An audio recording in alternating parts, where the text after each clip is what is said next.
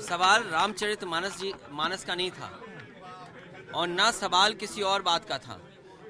मैंने कई मौकों पर कहा कि समाजवादी पार्टी भगवान विष्णु और उनके जितने भी अवतार हैं उन सब भगवानों को मानती है।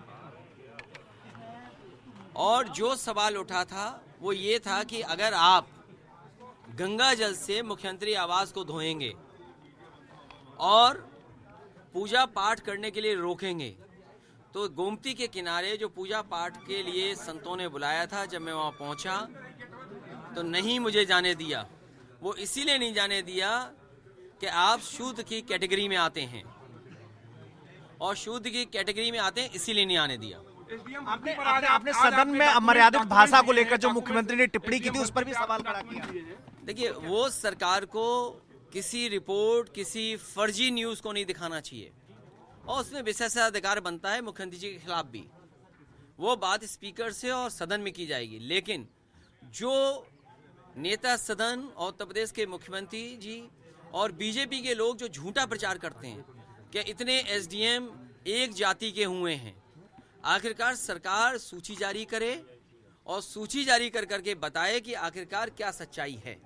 और इसीलिए समाजवादी पार्टी जाति जनगणना चाहती है, आबादी में कितनी जाति के कौन कौन लोग हैं, कम से कम ये सामने आए, जिससे समय समय पर इस तरह का आरोप किसी पर न लगे।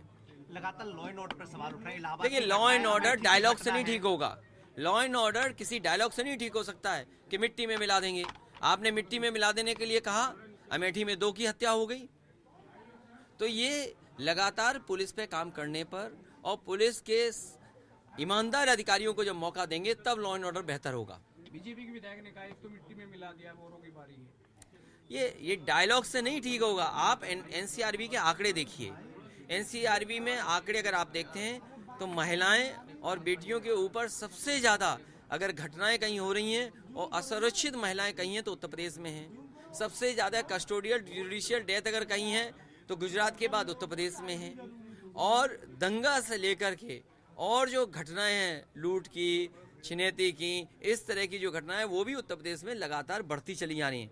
और जीरो टॉलरेंस करप्शन के लिए अगर कहते हैं तो पुलिस वसूल रही है पैसा। कई घटनाएं सुनने में आती हैं पैसा वसूल रहे हैं। और जहां माँ बेटी को प्रशासन जला दे, सरकार चुप हो, अगर उनके परिवार का कोई सदस्य न्याय मांगने जाता है तो उसको सर्दी में नंगा कर दें, ये कहाँ का न्याय है। और फिर बलवंत सिंह की कस्टोडियल डेथ हुई, सरकार ने कहा 1 करोड़ मदद करेंगे। वहाँ के सांसद जो बीजेपी के, उन्होंने कहा हम इतने करोड़ की मदद कराएंगे, सरकारी नौकरी देंगे। क्या उस बलवंत सिंह की पत्नी को सरकारी नौकरी दे दी, 1 करोड़ की मदद कर दी। आज अमेठी में जो जान गई हैं और इससे पहले भी जान गई हैं, ट्रिपल मर्डर हुआ था, क्या उनके परिवारों के सदस्यों को सरकारी नौकरी सरकार देगी? क्या 1-1 करोड़ मुआवजा सरकार देगी?